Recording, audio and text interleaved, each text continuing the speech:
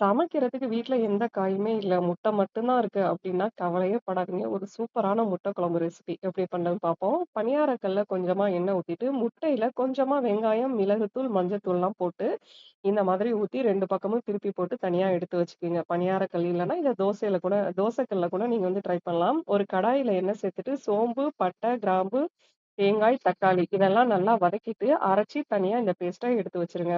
அதே கடாயில கூடுதலா எண்ணெய் விட்டு பட்டை, கிராம்பு, பிரியாணி இலை, வெங்காயம், தேவையான அளவு உப்பு, ஒரு 1/4 ஸ்பூன் அளவுக்கு இஞ்சி பூண்டு பேஸ்ட் இதெல்லாம் போட்டு நல்லா வதக்கிட்டு, இப்ப நம்ம அரைச்ச தேங்காய், தக்காளி விழுதையும் இதோட சேர்த்துடலாம்.